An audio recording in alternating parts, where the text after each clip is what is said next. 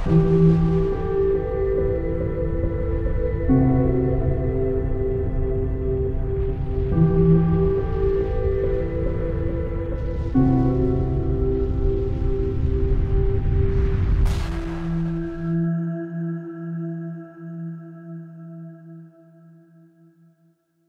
les amis, nous sommes le mercredi 9 septembre 2020. Ce soir, il est tard parce que j'avais énormément de travail.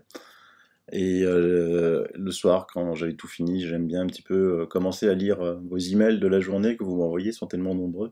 Ce soir, j'ai un pressentiment qu'ils vont reconfiner les Bouches-du-Rhône, ou du moins Marseille. Parce que ça leur pend au nez. Ils veulent absolument punir le professeur Raoult, l'IEHU de Méditerranée, tout simplement parce que, comme je vous l'avais déjà dit, quand une étude sort en faveur de l'hydroxychloroquine, aucun média n'en parle. Ça, le professeur Perron l'avait bien expliqué l'autre jour sur les plateaux télé. Ils n'en parlent pas. Et il y en a maintenant presque une centaine. Par contre, quand de fausses études sortent sur l'hydroxychloroquine, là, évidemment, tous les médias s'empressent de la relater. Et ensuite, quand on fait le petit travail pour dire que c'est du n'importe quoi, et que c'est des pieds nickelés qui l'ont fait juste pour tuer l'hydroxychloroquine, là, il n'y a plus personne qui en parle. Donc l'impact, c'est que les gens ont « Ah, bah, l'hydroxyne ne marche pas ». Donc là, de la même façon, en reconfinant Marseille ou les Bouches-du-Rhône, dans la tête des gens, c'est « Ah, l'endroit où il y a le professeur Raoult, le druide blanc, et ben finalement, c'est l'endroit le pire de France, ça ne marche pas ». Pourquoi je dis ça? Parce que déjà aujourd'hui, une vidéo a été censurée sur YouTube du professeur Raoult. La vidéo qu'il avait faite hier. Évidemment, maintenant vous connaissez le truc, c'est pas vraiment YouTube qui censure. Donc cette vidéo parlait de la mutation du virus ainsi que des études favorables à l'hydroxychloroquine, mettant ainsi en avant une carte du monde où les pays utilisant l'hydroxychloroquine où la bithérapie était en vert et donc que cela fonctionnait rapidement. Et les carabins auteurs de la méta-analyse à charge contre l'hydroxychloroquine se réjouissent de la censure YouTube. Ça c'est, vous voyez, le Nathan Pfeiffer Smadja, là, tout en bas, là.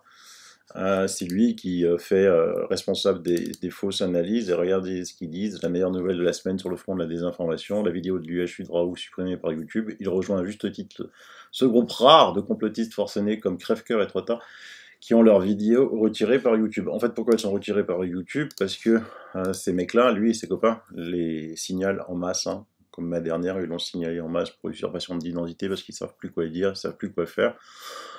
Eux, ils sont dangereux. C'est aussi le garçon que je vous avais dit qui disait « Coucou, qui est là pour créer la page Wikipédia de Silvano Trotta ». Ils l'ont créé, la page Wikipédia de Silvano Trotta, fachosphère d'extrême droite, tout ça, c'est un truc de fou. Donc il y a une plainte, je vais déposer plainte contre ce garçon, parce que je pense qu'il se sent un petit peu trop, je sais pas, il marche déjà sur l'eau, quoi, c'est encore un jeune interne. En plus, il est à l'université... vous savez, l'Imperial College de Londres, là où il y a le statisticien fou qui nous a fait tous confiner parce que sinon il y avait des milliers, des centaines, voire des millions de morts aux États-Unis. Et lui veut donner des leçons aux autres. Bah c'est pas grave, on s'expliquera devant la justice, on va te faire venir de Londres. Il y a aussi un autre truc qui me fait dire qu'ils vont reconfiner Marseille parce qu'ils envoient toujours les premiers couteaux.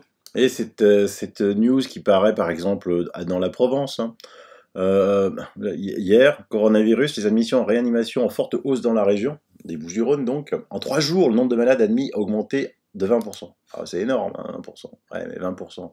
Si on passe de 7 à 5, de 5 à 7, de 2 à 3, c'est quoi les chiffres? Si on va lire l'article que je vous mets dans le descriptif, la vague est bien là. Waouh! Donc en progression constante, avec une augmentation inquiétante de 20% des admissions en réanimation ces 3 derniers jours. Note l'ARS. À la Timone, hier, 14 des 16 lits de réanimation Covid disponibles étaient occupés. Voilà. 16 lits. Ils ont 16 lits. Sur une région de 2 millions d'habitants. Mettez-en 3 des lits, puis comme ça vous dites que... Il y en a 11 qui sont obligés d'être sur le parking dehors. Ça sera plus simple. Ça fera encore plus d'effet. Vous vous rendez compte? 16 lits. Ils en ont 14. 14. Et on peut être confiné soit une ville, soit une région, juste pour punir Raoult. J'espère me tromper. C'est un pressentiment, d'habitude Mais... Il se passe quelque chose de pas bon là, hein, pas bon. Et mais ils vont commettre des erreurs. Delfrécy qui ressort, qui dit que il va falloir prendre des décisions difficiles. Ça aussi, c'est le messager, vous savez, c'est le messager. Alors que partout maintenant dans le monde, mais dans mes émissions, je vous ai montré que le confinement ne servait à rien. Si, il empirait les choses, il tuait des vies. Et les pays qui n'ont pas confiné ont de meilleurs résultats que la France. D'ailleurs, la France, en ce moment, est montrée du doigt par mes voisins, moi, les Allemands. Je travaille avec des Allemands toute la journée, il y en a qui me disent mais qu'est-ce que vous foutez, quoi? Mais qu'est-ce que vous foutez, les Français, quoi? Bah oui, mais bon. Qu'est-ce qu'on fout, les Français? Alors, la vidéo du docteur Raoult, je vous la mets dans les liens. Hein, elle est sauvegardée sur le site de François, si vous voulez la voir, si vous ne l'avez pas vue. Le professeur Raoult aussi donné une interview sur Radio Classique. Il dit que le Covid-19 présente une surmutation. Il n'y a pas un seul virus. Nous, on en a détecté 7 mutants qui ont circulé, a indiqué le chercheur marseillais. Selon lui, ce n'est probablement pas une mauvaise nouvelle. À l'IEHU militaire et infection, on a beaucoup plus de données que n'importe qui au monde, et depuis juillet, et l'apparition de ce deuxième acte, les équipes du chercheur marseillais ont constaté une surmutation, ce qui n'est probablement pas une mauvaise nouvelle. Il n'y a pas un seul virus. Nous, on en a détecté 7 mutants qui ont circulé, a indiqué le professeur. Les mutations que nous voyons sont associées à la dégradation des organismes du virus. Quand ça se passe, c'est que ça va mal pour la bestiole, a-t-il précisé. Mais peut-être que ça, les autorités françaises ne veulent pas l'entendre, hein, parce qu'il faut qu'il continue le virus de la peur.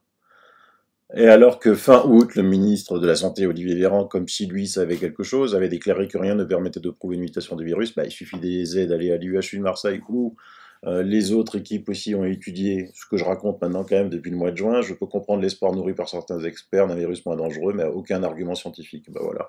Alors le meilleur infectiologue au monde, avec la meilleure équipe au monde, 482 personnes ont des preuves, mais lui, il dit il n'y a aucun argument scientifique. Et en plus, l'infectiologue est français. Hein.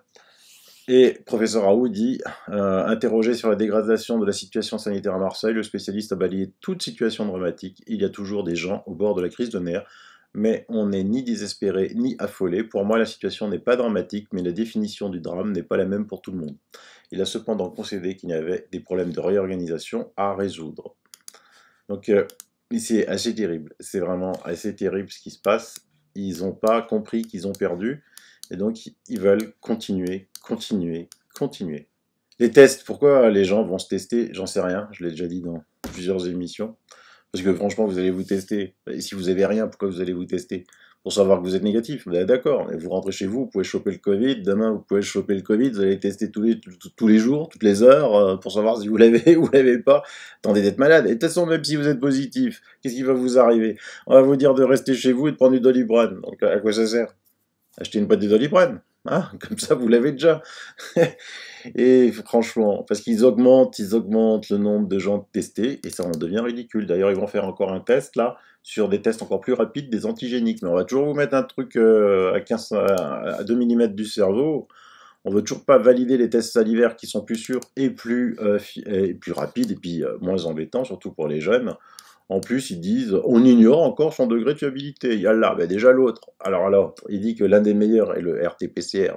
Il donne déjà entre 20 à 40% de faux positifs. Alors, qu'est-ce que ça va être celui-là, hein?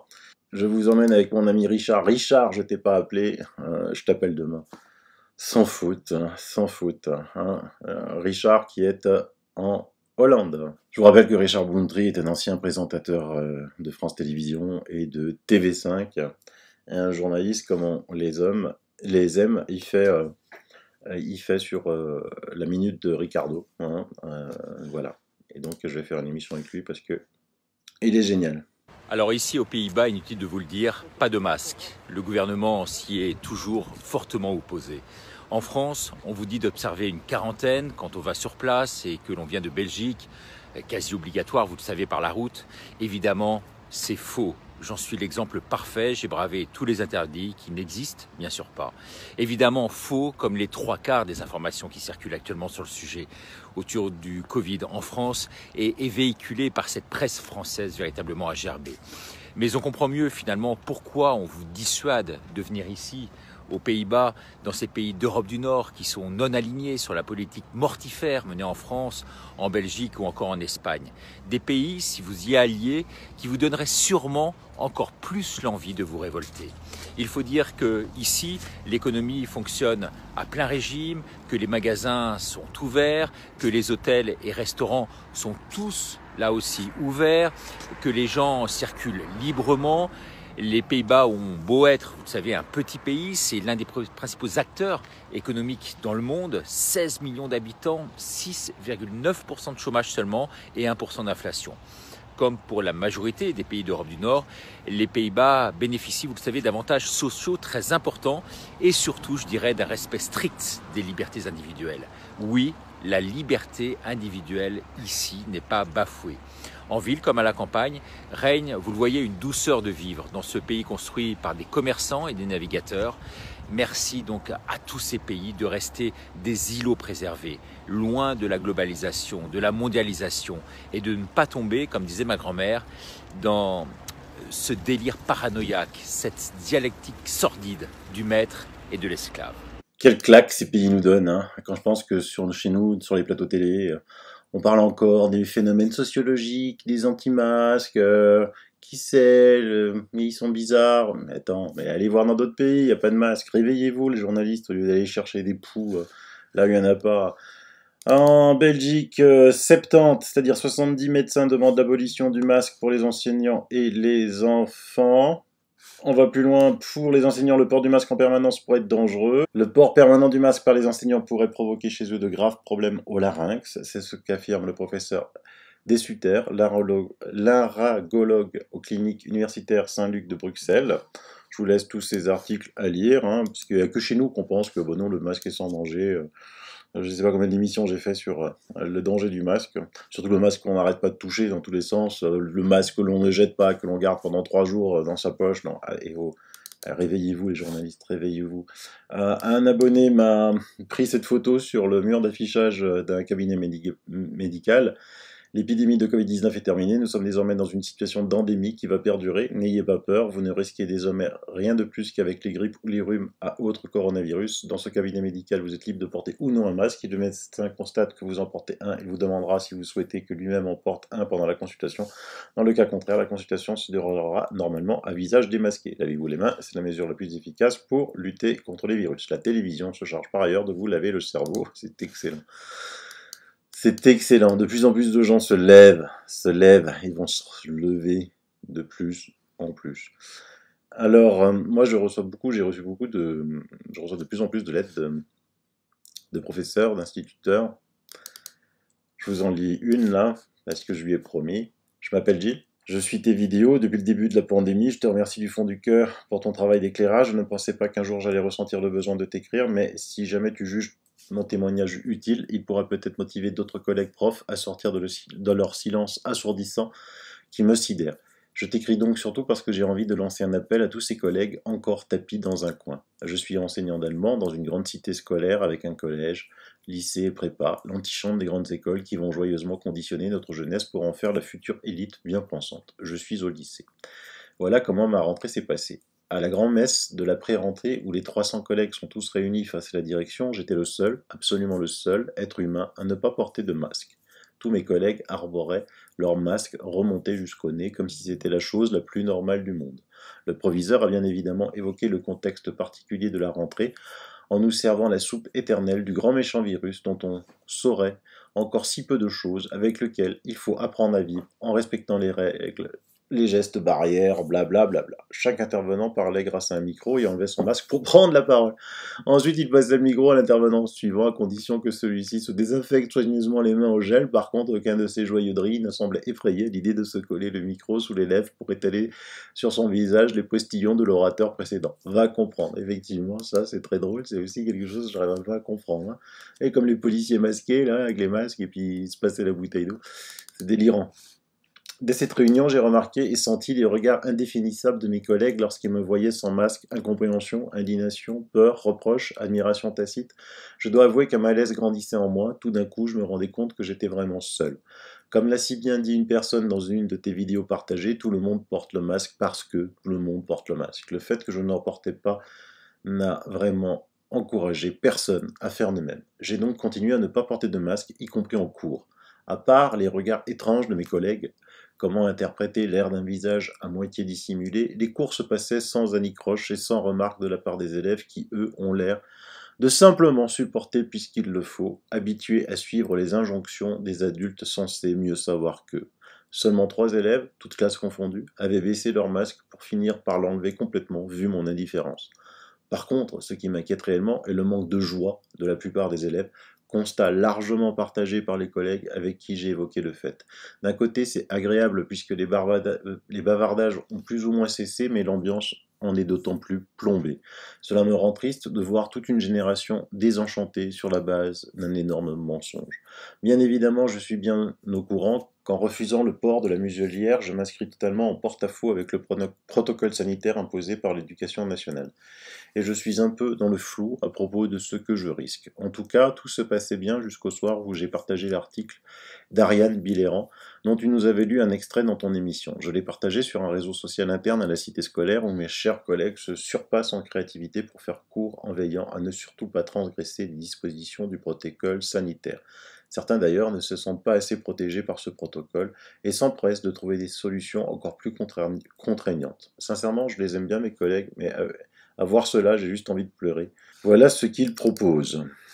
Ventiler régulièrement la salle, y compris en hiver, pour éviter toute contamination, soumettre le personnel enseignant et interne aux tests virologiques, trouver une solution pour la cantine. Certains proposent des paniers repas, certains demandent si les profs sont autorisés à retirer le masque quelques minutes. Enfin bref, mettre les claviers et souris de la salle informatique sous plastique individuel propre pour chaque élève et d'autres délires sanitaires. Voilà la musique qui joue dans ce fil de discussion entre collègues. Je partage donc innocemment le brillant article d'Ariane Biléran et Bing, le proviseur qui m'avait certainement déjà repéré lors de la réunion de pré-rentrée, souhaite nous parler à propos de cet article qui, selon elle, a fait beaucoup de vagues. Alors, je ne vais pas vous lire ce qu'il me met sur les commentaires, hein. C'est toujours pareil, hein, complotiste, tout ça, blabla, c'est volter le bac. Pour des profs, c'est absolument minable, il n'y a aucune argumentation. Et donc, il me dit plus loin, bah, ça c'est de l'argumentation, n'est-ce pas? Penser qu'on réfute les arguments de quelqu'un parce qu'on l'associe à d'autres auteurs taxés de complotistes. Et d'ailleurs, comme tout le monde peut voir, il ne s'agit ici que de diatribe et certainement pas d'argumentation. Ce qui est particulièrement dommage, c'est le commentaire qui ne fait que citer des extraits en pensant que citer les propos de l'auteur suffit à réfuter leur teneur. C'est très pauvre, mais bon, on brandit l'argument glyphosate complotiste. Et pour eux, le débat est clos. Et malgré ce constat consternant, je lance donc un appel brûlant à tous mes collègues partout en France qui n'osent pas sortir de leur silence. Je vous en conjure, manifestez-vous pour que chacun sache qui ou elle n'est pas seul. Tu peux te douter du discours auquel j'ai eu droit de la part du proviseur. Il m'a sorti l'argument de la fonction, et lui aussi d'ailleurs, après m'avoir exposé ses propres doutes sur le protocole et après m'avoir avoué son illégalité, il s'est empressé de se cacher derrière sa fonction. Quel dommage. C'est exactement à cause de cette scission psychologique entre l'être humain et la fonction, le rôle imaginaire que l'être humain devient capable des pires exactions sous prétexte de sa fonction. Quand est-ce que nous allons comprendre collectivement la différence entre légalité et légitimité, sans parler du fait que le masque et d'autres dispositions ne sont ni légales ni légitimes? Quand allons-nous arrêter de mettre notre conscience morale derrière les barreaux de nos rôles et de nos fonctions? Le temps presse. Voilà, si tu juges utile de partager mon appel, j'en serais très heureux parce que je me sens vraiment seul. L'appel est relayé. J'ai eu d'autres messages, j'en ai eu beaucoup d'autres. Hein. On m'a envoyé le protocole des collèges. Alors, on va juste lire la première truc là. Directeur d'école, chef d'établissement, que faire si un élève est susceptible d'avoir le Covid? Eh ben, l'élève est identifié comme un cas contact à risque de Covid. L'élève est à la maison et présente des symptômes évocateurs. L'élève est à l'école et présente des symptômes évocateurs. Donc, vous voyez, évocateurs. Donc, en fait, moi, cher prof, là, alors, mais si en ce moment on a de la chance, l'été se prolonge, joue les prolongations, on va arriver en automne, avec son lot de rhume, d'angine, de grippe, bientôt, tout sera Covid. Ça va être la Lali, ça va être le massacre Roquet Coral. Les classes vont fermer les unes après les autres. On sera en zone rouge et il risque encore de reconfiner d'autres villes. Il faut vraiment arrêter cette stupidité. Il faut vraiment arrêter cette stupidité. Il faut vraiment que vous réveillez. Il faut vraiment avoir conscience qu'il y a des pays autour de nous où ils vont manger au restaurant sans masque, où ils vont dans des spectacles sans masque, où ils vont en discothèque sans masque et tout se passe bien. Réfléchissez à ça. Le Covid ne s'arrête pas aux frontières, hein. On va peut-être pas vous faire croire ça. Encore une lettre. Bonjour Sylvano, je suis prof, je t'ai déjà écrit ce sujet. Les syndicats applaudissent à deux mains pour les mesures et on me demande de faire la Gestapo. Voilà. Il y a j'ai eu beaucoup de lettres, hein. J'ai pas eu le temps de toutes les lire, j'en ai lu beaucoup en diagonale.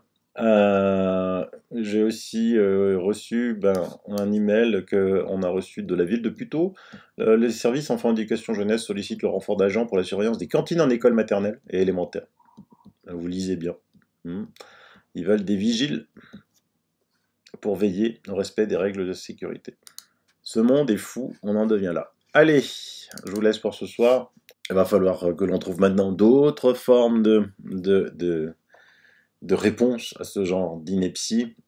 Et on a trouvé, vous inquiétez pas, soyez patients, cela arrive, cela arrive. Hein, je vous laisse avec la chaîne de quelqu'un qui s'appelle Martin Mazurkiewicz. Kiewicz, alors c'est un nom polonais, je ne peux pas bien le prononcer. Il a 134 abonnés, mais il fait des traductions. Et c'est vraiment super. Donc je vous mets le lien de sa chaîne, abonnez-vous à lui. Voilà, donnez un coup de main, moi j'adore toujours faire découvrir des chaînes de ceux qui font des traductions, ceux qui font du bon travail, qui vous montrent quelque chose de très important, et vous pourrez aller sur sa chaîne pour la télécharger, la vidéo, et ou la transmettre à tout le monde, hein, parce que on passe les données, et dans cet extrait, on montre que le confinement et le port obligatoire des masques n'ont aucun effet sur les grippes saisonnières. J'avais déjà fait une émission que le masque n'avait aucun effet, effectivement, sur la propagation de la grippe. La vidéo a été censurée, on comprendra pourquoi. Allez, peut-être à demain, peut-être pas. Bye bye, bisous. Interestingly, these red lines show the influenza and respiratory disease patterns across the full year from week 1 to week 52 in the USA and prior years. But he pulled out the influenza for this year, 2020. Now, this year had masses of lockdowns and masks all over the place, and that was a real unique difference with prior years. But notice in the tan space here, they got the exact same influenza and respiratory deaths as normal. So influenza and respiratory deaths completely ignored the lockdowns and the masks, which again is the point where we're trying to make. This is another view of it. This hump here in 2020 was the corona impact being inappropriately put into influenza and pneumonia at the start. But then they fixed that. And as you can see, 2020 influenza and pneumonia, no impact from lockdowns, didn't change the curve.